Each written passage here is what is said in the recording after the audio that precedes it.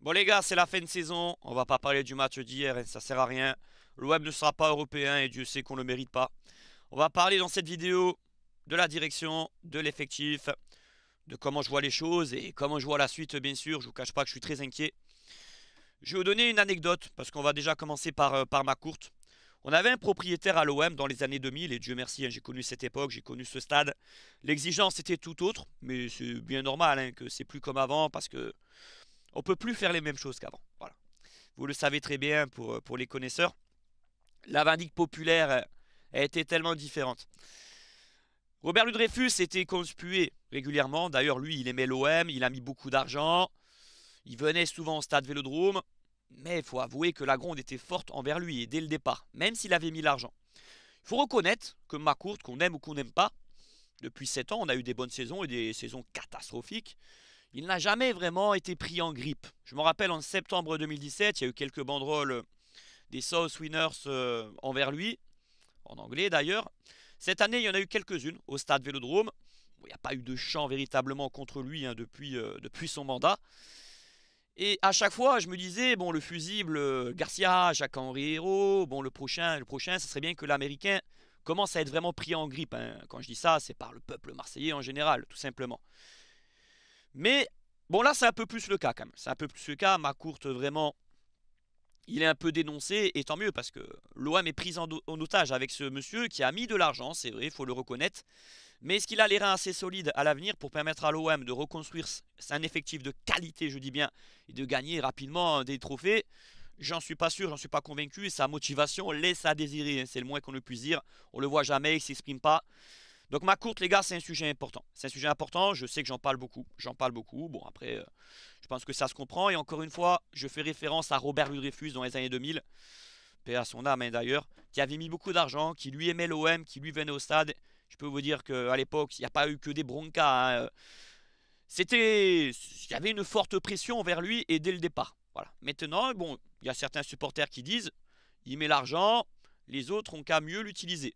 Bon, ils n'ont pas tort parce que depuis un an et demi, Longoria nous a mis dans le pétrin. Cette saison, elle est pour lui. On va pas se le cacher, on l'a tous répété. Des choix incohérents depuis même le mercato 2023, janvier 2023. Une communication qui commence à me gonfler, même hier. Bon, je ne vais même pas m'exprimer là-dessus parce que ça a été de la langue de bois. D'ailleurs, cette saison, elle ressemble en termes de résultats à celle 2001-2002, avec le retour de Tapi hein, qui ne pouvait pas réussir dans ces circonstances, avec certains hommes qui l'entouraient, c'était une catastrophe. On gagnait tous nos matchs à la maison et on perdait tous nos matchs à l'extérieur. On avait fini 9e sur 18 à cette époque. Sauf que ces joueurs-là, ils avaient déjà plus d'âme que ceux de maintenant. On avait gagné des matchs importants, hein. Je me rappelle, on gagne le PSG en fin de saison avec un but de Van Buten en deuxième mi-temps. Les Winners qui tirent un feu d'artifice en plein match. Et Bakayoko sur le banc qui dit c'est impossible qu'on concède l'égalisation avec une telle ambiance. Ouais, c'était encore une autre époque. Être 8e à l'Olympique de Marseille, c'est une anomalie, les gars. Ça doit être considéré comme une anomalie. Si l'OM est toujours un club prestigieux, si l'OM est toujours un club avec un minimum d'exigence, même si l'exigence à Marseille, au stade Vélodrome et dans l'ensemble du peuple marseillais, dans le monde entier, elle a baissé encore une fois par rapport à il y a 20 ans. Il y a plein de raisons qui expliquent cela. Parce que dans les années 2000, on était champion d'Europe 10 ans avant seulement. C'était quasiment la même génération de supporters.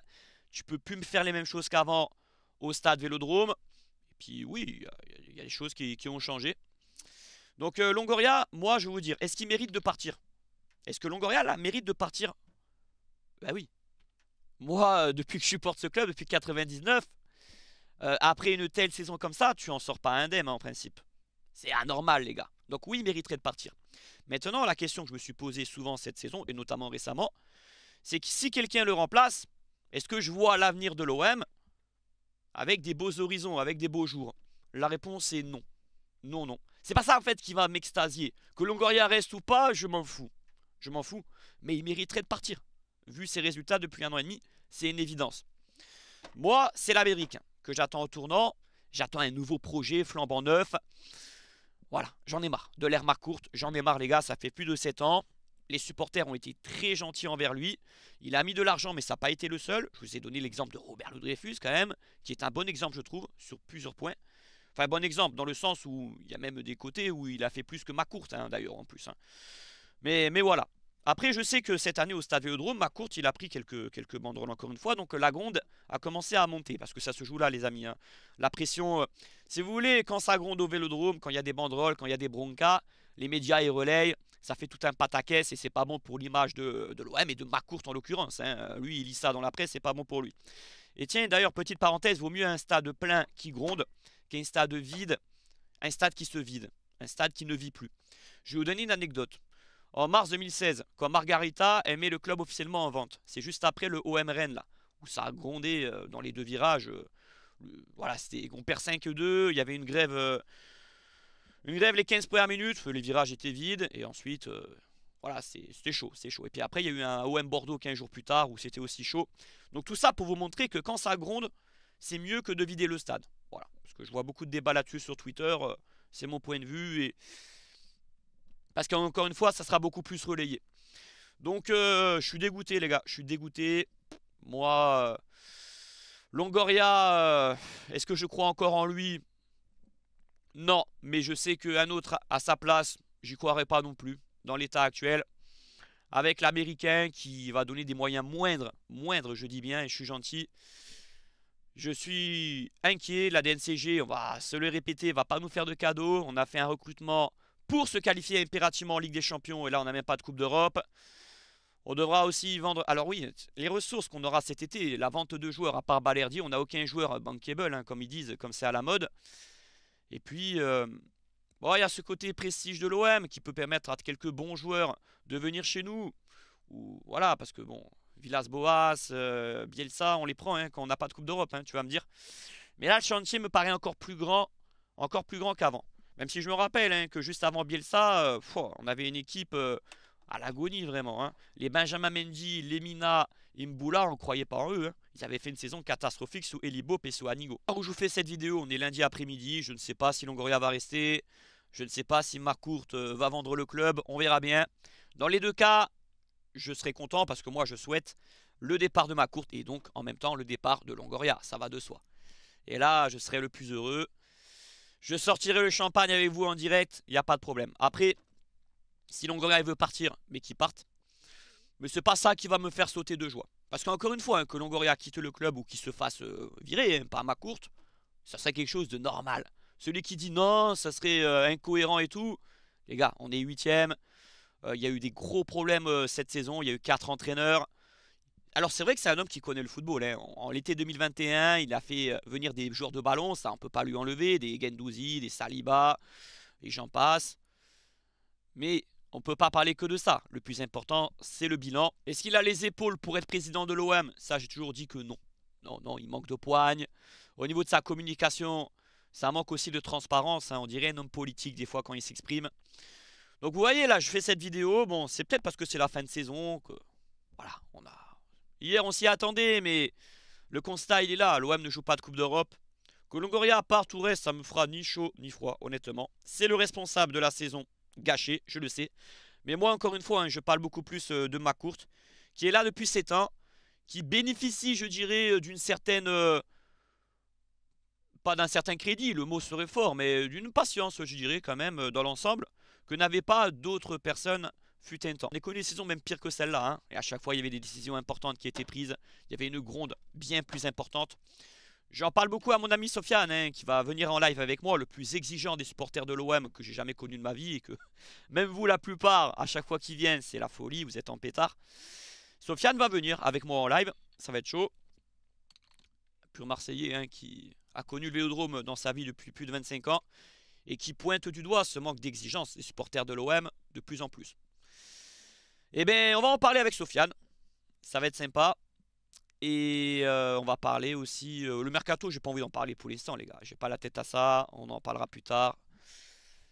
Là, le constat, il est là. C'est que on est en situation d'échec et en situation très, très inquiétante. L'époque de Margarita Laudreyfus, hein, c'était vendez le club. Et tu m'as compris. Là, actuellement, bon... Les banderoles ont été puissantes quand même hein, cette saison. Elles ont été répétitives. On sait que les MTP et les fanatiques bâchent à l'envers. Ça veut dire ce que ça veut dire, hein. Qu'on n'est plus en accord avec la direction. Et les groupes de supporters, quand ils commencent à bâcher comme ça, c'est que c'est cassé. Le ressort il est cassé, c'est définitif. Avant de terminer la vidéo, j'aimerais saluer le parkage marseillais hier qui a fait le déplacement déjà. Et cet hommage à Imad El Hassen, hein, ça nous a rappelé l'accident du Havre en 2008, où 2 supporters de l'OM ont perdu la vie. Il y a eu aussi des graves blessés, des gens traumatisés. J'ai une pensée pour Jamel, une personne importante des MTP, qui avait, suite à ce drame, quitté le groupe hein, quelques mois après. Et puis, ouais, je me rappelle de cette période. Et des 2 matchs au Vélodrome qui ont suivi. C'était en Coupe d'Europe et contre Sochaux, avec les groupes qui avaient bâché tout en noir, les minutes de silence et d'applaudissements 15 jours plus tard. C'était fort, c'était quelque chose. Voilà, c'était. Et puis il y avait Pape Diouf à l'époque, bien sûr, Pape Diouf, ça l'a marqué. On se rappelle de sa réaction devant le parcage. Force au MTP qui vont d'ailleurs fêter leurs 30 ans au mois d'août. Ça, à la reprise de la saison, il y a 2 événements qui vont arriver au Vélodrome, les gars. Les 40 ans du CE84, les pionniers du mouvement ultra en France. Hein, ça a été le premier groupe ultra créé. Ça va être quelque chose de fort à mon avis. Et il y a aussi les MTP qui fêtent leurs 30 ans. Fin août 2024. On se rappelle de l'ambiance contre Saint-Etienne. C'était en août 2019 avec les 35 ans des ultras et les 25 ans des MTP. C'était magnifique. Hein, les tifos, les bâches, les animations, etc. Et moi, un anniversaire qui m'a marqué, je vais vous dire les 20 ans des South Winners. En 2007, c'était contre Lille et contre 3. J'en ai parlé d'ailleurs à Rachid Zeroual il y a 15 jours. Il était assez d'accord avec moi. C'était l'anniversaire le plus réussi des groupes à Marseille. Bon, sans vouloir comparer, parce que je me rappelle aussi les fanatiques avaient fait fort en 2018 contre Montpellier. C'était pour leur, pour leur 30, pour leurs 30 ans aux fanatiques. Mais les Winners, c'était fort. En 2000, en 2007, le noyau de cette époque, ouais, c'était puissant. J'avais adoré. J'avais adoré, j'étais au stade et c'était un grand souvenir pour moi avec Manu Chao, etc. Pour ceux qui s'en souviennent. Donc voilà la petite parenthèse hein, pour nos groupes de supporters qui font vivre ce club, qui font vivre le Vélodrome et qui font ce qu'ils peuvent, j'ai envie de dire, pour contester, pour seconder, parce qu'ils ont aussi une épée au-dessus de la tête. Hein. Ça, les gars, faut s'en rendre compte. C'est plus pareil qu'il y a 15 ans, qu'il y a 20 ans. J'en parle beaucoup avec Sofiane régulièrement. On le sait tous, c'est comme ça. Allez, je m'arrête là pour cette vidéo, les amis. Mais écoutez, prenez soin de vous. On se retrouve très vite, de toute façon, hein, pour reparler de l'actualité de l'Olympique. Forza l'OM et à très vite.